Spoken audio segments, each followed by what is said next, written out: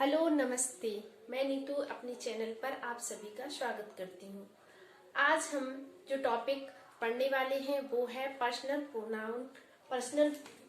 जैसे कि हम फर्स्ट एंड सेकंड वीडियो में प्रोनाउन की जो डेफिनेशन है और काइंड्स ऑफ प्रोनाउन पढ़ चुके हैं, सीख चुके हैं। अब हम आज पढ़ेंगे पर्सनल प्रोनाउन।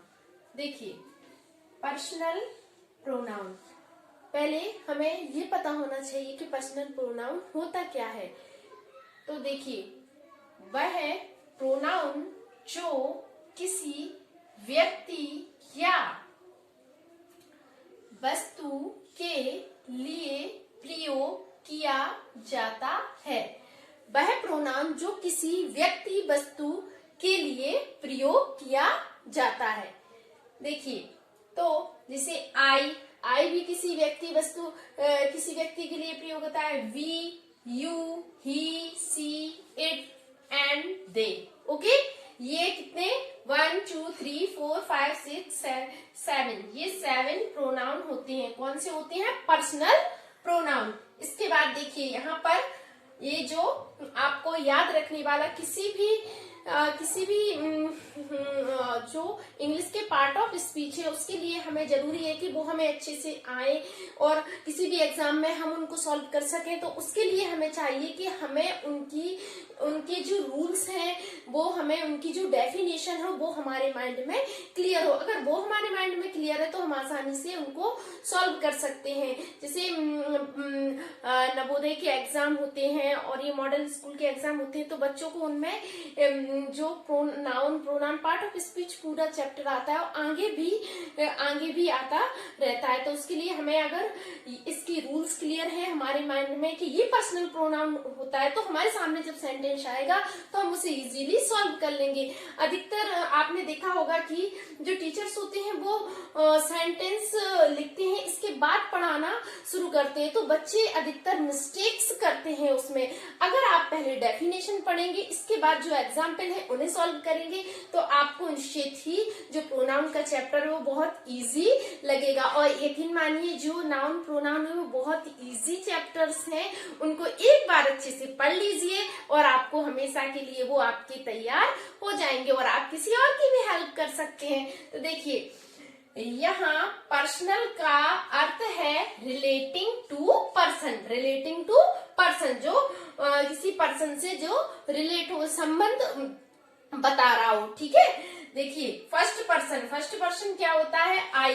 कई बच्चों को तो ये भी पता नहीं रहता है, जो हिंदी मीडियम के बच्चे होते हैं या फिर जिन्होंने इंग्लिश बहुत कम पढ़ते हैं, तो उन्हें ये पता नहीं होता कि आई क्या है। तो ये जो आई है ना, आई अपना फर्स्ट पर्सन है। इसके बाद सेकंड पर्सन यू को बोलते हैं। जो पर्सनल प्रोनाउन में आपको 7 जो दिए हुए हैं पर्सनल प्रोनाउन, उनका भी डिवाइडेशन किया गया है। जैसे कि आई है तो आई क्या है? अपना फर्स्ट पर्सन। इसके बाद सेकंड पर्सन यू, फिर थर्ड पर्सन क्या? ही, सी, इट, दे। अब देखिए, फर्स्ट पर्सन वो होता है कि जैसे थर्ड पर्सन वो होता है जो जिसके बारे में बात होती है। ठीक है, और जो फर्स्ट पर्सन होता है वो कहने वाला होता है, सेकंड पर्सन यू सुनने वाला, और थर्ड पर्सन जिसके बारे में बात हो रही हो। ठीक है, यहाँ देखिए, पर्सनल प्रोनाउंस के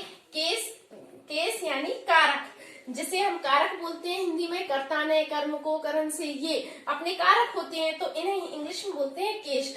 बदलने पर उनके जो रूप होते हैं, फॉर्म भी बदल जाते हैं। इसकी मैं एक टेबल के थ्रू आपको ये सब कुछ क्लियर हो जाएगा। अभी मैं आपको बताती हूँ तो वो आपको बहुत अच्छी तरीके से क्लियर हो जाएगा कि कारक क्या होते हैं, केस क्या होते हैं, वो कैसे ही चेंज होते हैं। ठीक है, चलिए, तो अब हम जो टेबल है उसको बना लेते हैं और मैं आपको वो समझाती हूँ।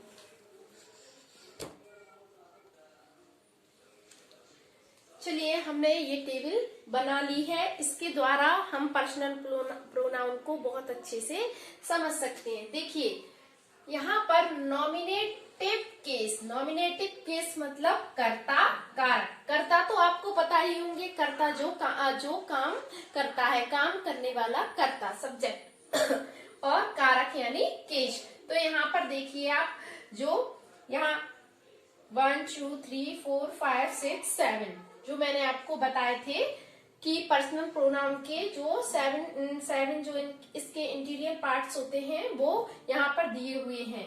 तो अपन इनको जो पॉइंट है वो दे लेते हैं 4 5 6 7। ओके, इससे आपको और अच्छे से समझ में आएगा। अब देखिए पजेसिव केस यानी संबंध कारक, ठीक है। तो पजेसिव एग्जेक्टिव और पजेसिव प्रोनाउन, यहाँ पर है ऑब्जेक्टिव केस कर्म कारक। तो यहाँ पर कर्ता कारक में जो कर्ता कारक में जब जो आगे आप नरेशन पढ़ोगे, पैसिव वॉइस पढ़ोगे तो उनमें ये केस चेंज होते हैं। तो ये कैसे चेंज होते हैं और ये क्या होते हैं, तो उस टाइम जैसे आपने अगर प्रोनाउंस अच्छे से रीड नहीं किए और फिर आगे की जो आप इंग्लिश में ग्रामर के अंदर जैसे ही आप एंटर करोगे तो आपको बहुत ज्यादा प्रॉब्लम आने वाली है। तो उससे अच्छा है कि आप पहले इन चीजों को समझ लें। तो जो कर्ता कारक कौन कौन से होते हैं, I, we, you, he, she, it, they. और ये चेंज कैसे होते हैं, आई होती है, आई का चेंज किसमें होता है, मी, वी का अस, यू का यू ही रहता है, ओके, ही। तो देखिए जो बच्चों इंग्लिश कम पढ़ते हैं उन्हें ये भी पता नहीं रहता है कि ही कहाँ यूज होता है। जो गांव के बच्चे हैं उनकी इंग्लिश बहुत ज्यादा वीक रहती है, तो बेटा ही यूज होता है अपना बॉयज के लिए, तो ही का क्या हो जाता है, हिम हो जाता है। जब केस चेंज होता है सी होता है गर्ल्स के लिए यूज, सी का क्या हो जाता है बेटा, हर हो जाता है, ठीक है। और इट है हमेशा निर्जीव वस्तुओं के लिए यूज होता है। और जो दे होता है, दे का देम हो जाता है, ओके। अब यहाँ एग्जेक्टिव मतलब होता है विशेषण, ठीक है। तो यहाँ देखिए जो पोजीशन आगे जाके आपको ये सब कुछ, ये टेबल मैं इसलिए, वैसे इसकी जरूरत नहीं थी पर मैं इस टेबल को आपको इसलिए जो पर्सनल प्रोनाउन का आपका चैप्टर है उसमें इसलिए समझा रही हूँ कि आगे जब हम स्टेप बाय स्टेप आगे की जो पार्ट ऑफ स्पीच है और आगे जो इंग्लिश ग्रामर पढ़ेंगे तो उनमें इनकी यूज होंगे, तो आपको तब जरूरत पड़ेगी। तो मैं आपको पहले से इनसे इंट्रोड्यूस करा दे रही हूँ। देखिए यहाँ पर माय का माइन, अवर का अवर्स, योर का योर्स, हिज का हिज ही रहता है, हर का हर्स, और इट्स में नो चेंज, देयर का देयर्स, ओके। अगर आपको मेरा वीडियो पसंद आता है तो आप मेरे वीडियो को लाइक करें, शेयर करें और मेरे चैनल को सब्सक्राइब करें और बेल आइकन पर प्रेस करें, जिससे मैं अब इस वीडियो में आपको मैं सिर्फ पर्सनल प्रोनाउन के बारे में ही बता रही हूँ। वो इसलिए कि अगर एक ही वीडियो में आपको मैं सभी प्रोनाउंस पढ़ा दूंगी तो आपके माइंड में जो भी डाउट है वो अच्छे से क्लियर नहीं होगा और जो कॉन्सेप्ट है वो भी आपको अच्छे से समझ में नहीं आएंगे। इसलिए आज हम ओनली पर्सनल प्रोनाउन को ही समझते हैं, रीड करते हैं, और नेक्स्ट वीडियो में जो प्रोनाउन के जो नेक्स्ट पार्ट है रिफ्लेक्सिव प्रोनाउन उसको मैं लेके आऊंगी। Thank you so much. जय हिंद, वंदे मातरम।